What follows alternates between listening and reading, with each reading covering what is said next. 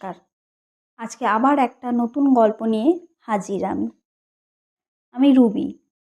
Unique Bengali vlog with রুবিতে আপনাদের স্বাগত জানাই।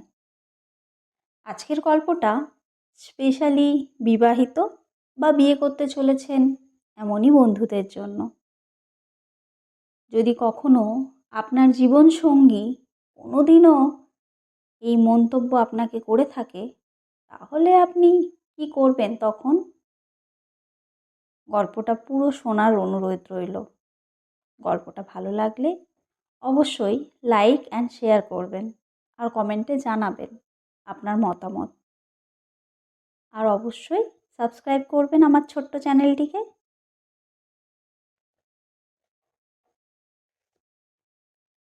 ঘরে দরজাটা ধড়াম করে খুলে ধপ ধপ পা ফেলে ঘরে ঢোকে বিভা। এক এক করে পড়ে থাকা দামি পার্ল সেটের কানের, গলার হার এগুলো সব রাগে ছুঁড়ে ফেলেছে খাটের ওপরে। রেগে একদম লাল হয়ে আছে। বলল, তুমি আগে কেন বলনি যে এই রঞ্জনায় তোমার বসের স্ত্রী? আগে জানলে আমি কোনোদিনও ভুলেই ওখানে যেতাম না। সুরেশ অবাক হয়ে বিভার দিকে তাকিয়ে আছে।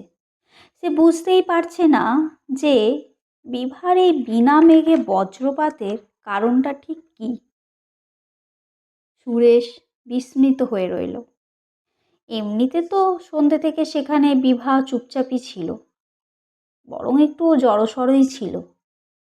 কিন্তু সুরেশ ভেবেছিল হয়তো নববধূ বিভার এটা একটা সাধারণ সংকোচ, যা নববধূ হিসেবে নতুন জায়গায় হওয়া স্বাভাবিক। নতুন লোকেদের সাথে বিভার মিশে না যাওয়া সুরেশের অস্বাভাবিক লাগেনি। অবশ্য সুরেশেরই বা কী দোষ? নতুন নতুন বিয়ের স্বাদে আনন্দে এতটাই নিজের মধ্যে মগ্ন ছিল যে বিভার এই ব্যবহারের অন্য কিছু কারণ যে হতে পারে তা তার মাথার ভেতরে টনক নাড়ায়নি। সকালে যখন তার বস মিস্টার মালিক তাকে সপরিবারে নিজের ঘরে আমন্ত্রণ জানিয়েছিলেন, তখন সুরেশ একটু অস্বস্তিতে পড়ে গিয়েছিল। কারণ বিয়ের পর অফিসে যখন সবাইকে একটা ছোট্ট রিসেপশন পার্টি দিয়েছিল, তখন তার বস মিস্টার মালিক তার পরিবারের সঙ্গে ট্রিপে ঘুরতে গিয়েছিলেন, তাই তাদের আসা হয়নি সেদিন। এরপর সুরেশ বহুবার ভেবেছিল বস এবং তার স্ত্রীকে ডাকবে ঘরে, আমন্ত্রণ করবে, কিন্তু তা ঠিক কোনো কারণে হয়ে ওঠেনি। আসলে যাই হোক, আগে বসের আমন্ত্রণ পেয়ে সুরেশ খুব উৎসাহের সঙ্গে ব্যাপারটা নিয়েছিল। সে ঘরে এসে তার স্ত্রীকে যখন জানায়, তখন স্ত্রীও খুশিও হয়েছিল। তাই দুজনে খুব সেজে গুজে বসের ঘরে গিয়েছিলেন। কিন্তু সেখানে যে এক সুখময় আশ্চর্য অপেক্ষা করছিল, এটা তাদের জানা ছিল না। ফ্ল্যাটের দরজা খুলতেই বসের স্ত্রী মিসেস রঞ্জনা মাল্লিক তাদের দেখে, বিশেষ করে বিভাকে দেখে খুশি আনন্দে বিমুখ হয়ে পড়ে। বিভাকে গলা জড়িয়ে ধরে। পরে জানতে পারা গেল বিভা এবং মিসেস মাল্লিক একই কলেজে পড়তেন। এরপর তো এই আমন্ত্রণ আরও আন্তরিকপূর্ণ হয়ে ওঠে। রান্নার স্বাদ যেন দ্বিগুণ হয়ে যায়। মিসেস মালিক তো বিভার গুণগানে মুখর হয়ে ওঠেন। তার অনুরোধে বিভাকে একটি গানও ধরতে হয়। বিভাকে দেখে মিসেস মালিক যে খুবই প্রসন্ন হয়েছেন, সেটা তাকে দেখেই বোঝা যাচ্ছে। কিন্তু বিভা, তার মুখে এই প্রসন্নতার এক তিলও ছুঁয়ে যায়নি। এমনকি এত ভালো একটা রিটার্ন গিফট, এই রাজকীয় খাওয়া দাওয়ার আয়োজন, এই সব কিছুর জন্য আন্তরিক ধন্যবাদও সে জানায়নি। এমনকি শিষ্টাচারমূলক তাদেরকে ঘরে আসার আমন্ত্রণটুকুও জানালো না। বেশ একটু বিরক্ত হয়ে যায় মনে মনে। এ কেমন মেয়ে? একটা শিক্ষিত মেয়ের কাছে এইটুকু ভদ্রতা তো আশা করাই যায়, তাই না? সুরেশ ভেবেছিল ঘরে গিয়ে বিভাকে জিজ্ঞেস করবে এই রকম অদ্ভুত আচরণের কারণ কি। কিন্তু ঘরে এসে তার আগেই বিভা সুরেশের ওপর রাগ উগড়ে দেয়। সুরেশের হাত থেকে রিটার্ন গিফটটা নিয়ে নেয় জোর করে, আর বাচ্চাদের মতো অধীর আগ্রহে প্যাকেটটা খুলে ফেলে। দেখে তাতে অপূর্ব খুব দামি দুটো বিদেশি কমলা রঙের শরবত সেট, শৌখিন। তা দেখে সুরেশ বলে, মিসেস মালিকের পছন্দ আছে বলতে হয়, কি বলো? বিভার দিকে তাকাতেই সুরেশ দেখল বিভা আবার সেই শুকনো মুখে বসে আছে। কি হলো বলো তো? চিৎকার করে বিভাকে প্রশ্ন করে সুরেশ। মিসেস মালিকের সাথে কি তোমার ঝগড়া টগড়া হয়েছিল আগে নাকি? কেন, আমি কি ঝগড়াটে? না, তা বলিনি, কিন্তু তাহলে তোমার এই রাগের কারণটা কি, একটু বলবে? বিভা তার ছোট্ট ছোট্ট চোখগুলোতে গভীর হতাশা ভরে সুরেশের দিকে তাকায়। একটা দীর্ঘ নিঃশ্বাস ফেলে মাটির দিকে তাকিয়ে যেন নিজেই নিজেকে বলে, দুঃখ তো হবেই। সে একটা খারাপ পড়াশোনায় মেয়ে, সে আজ একটা এত বড় লোকের বউ হয়ে গেল। আর আমি, আমাকে দেখো, আমার কপালে সেই চটি ছেঁড়াই লেখা আছে। কি বাপের বাড়ি আর কি শ্বশুর বাড়ি, কোনো পার্থক্যই নেই। বিভার এই কথাগুলো যে তীরের ফলার মতো সুরেশের হৃদয়টাকে চিরে দিয়ে চলে যাচ্ছে, তা একবার বিভা লক্ষ্যও করেনি। সুরেশ আহত দৃষ্টি নিয়ে বিভার দিকে তাকায়। বিভা শূন্যের দৃষ্টি স্থির করে চুপচাপ বসেছিল। তার তরল চোখে ভেঙে যাওয়া স্বপ্নের টুকরোগুলো নৌকোর মতো ভাসছিল। সুরেশের রাগ হওয়া উচিত ছিল, কিন্তু বিভাকে দেখে তার করুণা হলো। ভাবল, হয়তো অনেক স্বপ্ন সাজিয়েছিল তার জীবনের হবু পুরুষ মানুষটিকে নিয়ে, কিন্তু কোথাও হয়তো রূপ, কোথাও হয়তো বয়স, কোথাও হয়তো টাকা, কিছু না কিছু বাধা এসে যাচ্ছিল। হয়তো না জানি কত স্বীকৃতির মুখোমুখি হওয়া এই মেয়ে আজ তার স্ত্রী হয়েছে। সুরেশের কিঞ্চিৎ জমানো টাকা দিয়ে কিছু গয়না কিনে দিয়েছিল বিভাকে, সেগুলোই সে এখনো পরে আছে। তারই দেওয়া পিওর সিল্ক শাড়ি, বিয়ের প্রথম রাতে দেওয়া বহুমূল্য সুগন্ধি, সবই তারই দেওয়া। বিভা জানেও না যে তার বলে যাওয়া কথাগুলো সুরেশের গভীরে গিয়ে সুরেশকে দুমড়ে মুচড়ে দিয়ে গেল। সুরেশের এই মুহূর্তে তো মনে হচ্ছে যে চিৎকার করে বিভাকে বলবে যে, হ্যাঁ, আমি অনেক বড় লোক তো নই, তাই তো তোমাকে স্বীকার করতে পেরেছি। সমস্ত বড় লোকেরা তো তোমাকে অস্বীকার করে দিয়েছিল। কিন্তু এমন কিছুই বলা বৃথা, কারণ প্রথম আক্রোশ বিভার তরফ থেকেই এসেছে। তো বাজি বিভাই জিতে ফেলেছে। সেই ঘটনার পরিপ্রেক্ষিতে যে সুরেশের থেকে এই মুহূর্তে সে শ্রেষ্ঠ হয়ে রইল। সারা রাত তার ঘুম এলো না চোখে।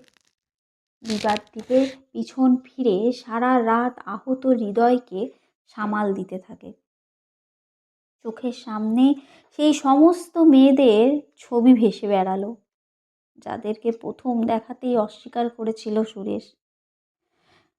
ওদের মধ্যে তো অনেকে বিভার থেকে সুন্দরী ছিল, কিন্তু তখন তো সুরেশের কোনো মেয়েকেই পছন্দ হতো না। সুরেশের মা ও বোন সবাইকে খুব গর্ব করেই বলতো, আমার ছেলের তো কোনো মেয়েই পছন্দ হয় না।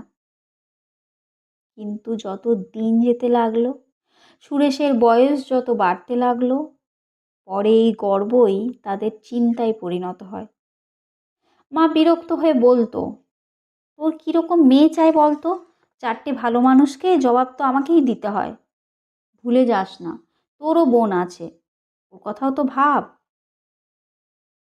কাউকে আগেই যদি পছন্দ করে রেখেছিস তো বল। মায়ের এই তীব্র কটাক্ষ এর ভয়ে সুরেশ দীর্ঘদিন প্রায় ঘরেই আসতো না।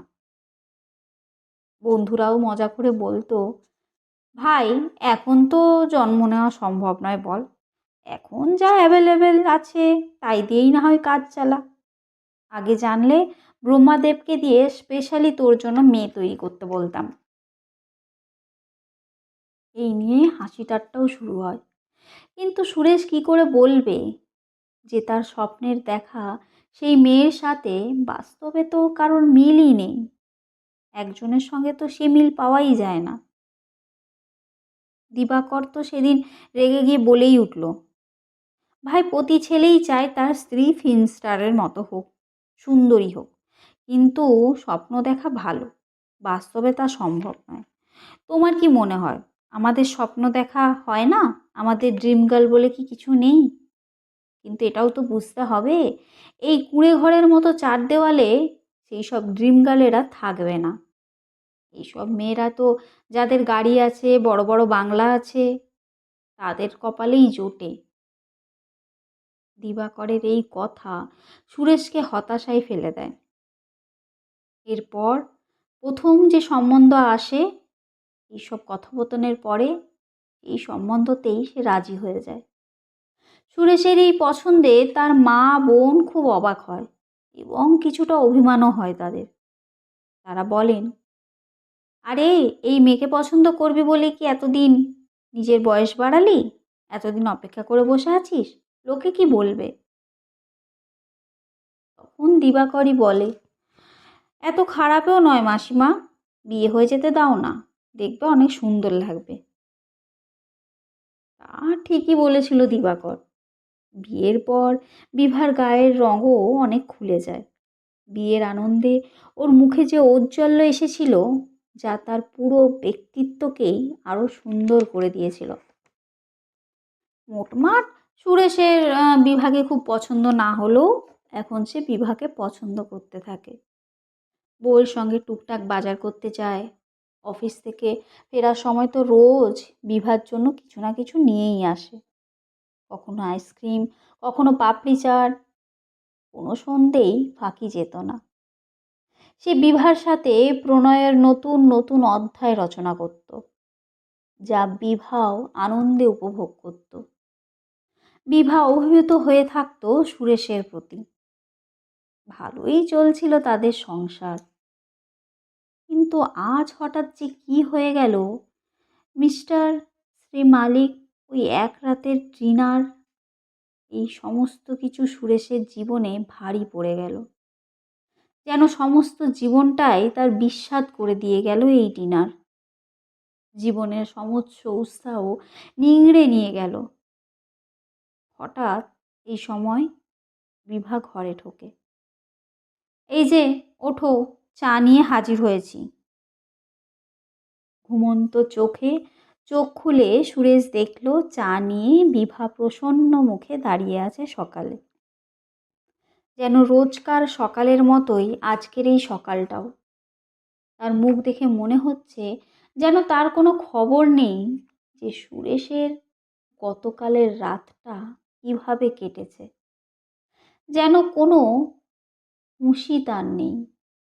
তার বলে যাওয়া চারটে কথা সুরেশের পুরো দুনিয়াটাই নাড়িয়ে দিয়েছে, তার আত্মবিশ্বাসকে টলিয়ে দিয়েছে। বিভা চায়ের কাপটা হাতে নিয়ে জানালার পর্দাগুলো সরিয়ে দেয়, বাসি বিছানা সুন্দর করে ঝেড়ে ফেলে। তারপর শাড়ির আঁচল কোমরে গুঁজে চুল খোপা করে ঘরে ঝাঁটা দেওয়া শুরু করে।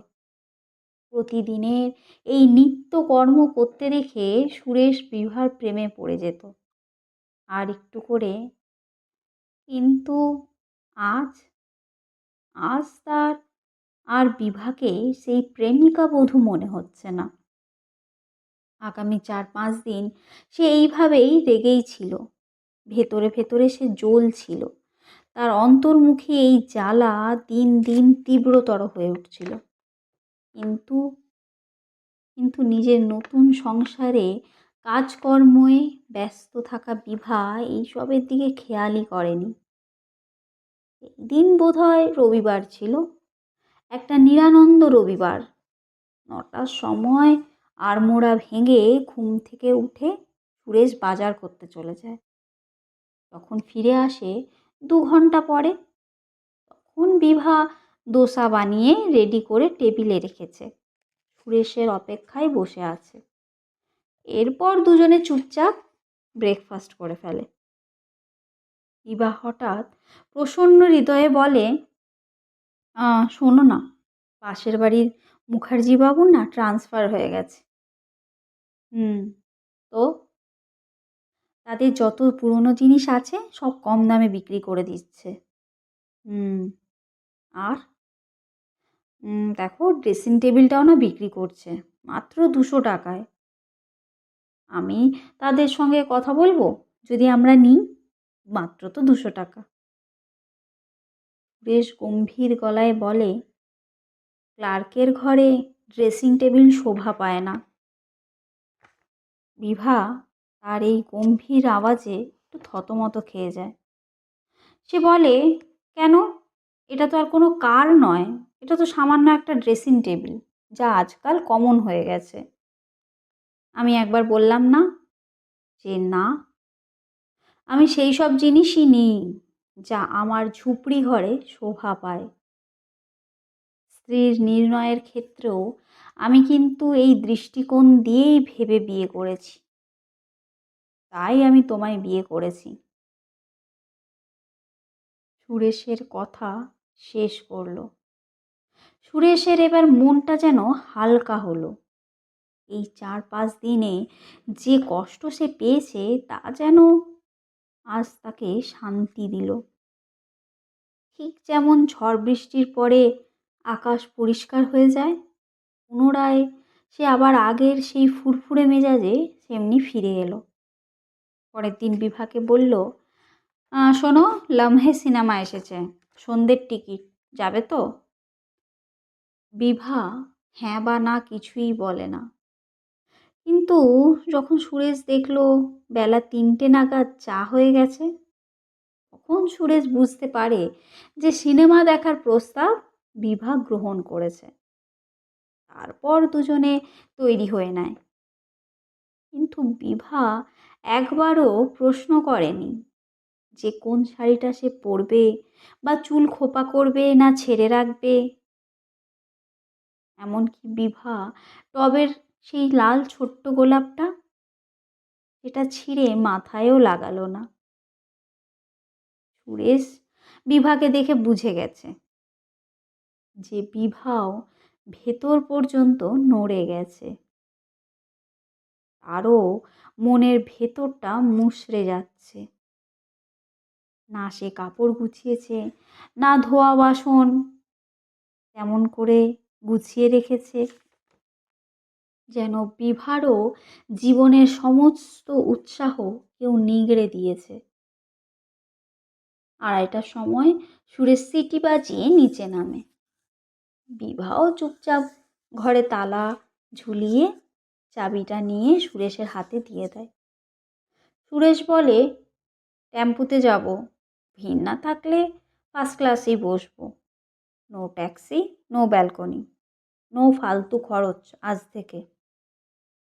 হানিমুন পিরিয়ড শেষ হয়ে গেছে, সংসার জীবন এবার শুরু, এবার আরম্ভ। মালতী যোশীর লেখা এই গল্পটি যদি আপনাদের ভালো লাগে, প্লিজ লাইক করবেন, শেয়ার করবেন, আর কমেন্টে অবশ্যই জানাবেন গল্পটি আপনাদের কেমন লাগলো। আর এরকম গল্প শোনার জন্য আমার চ্যানেলটিকে সাবস্ক্রাইব করবেন প্লিজ। ততদিন সুস্থ থাকুন, ভালো থাকুন। ধন্যবাদ।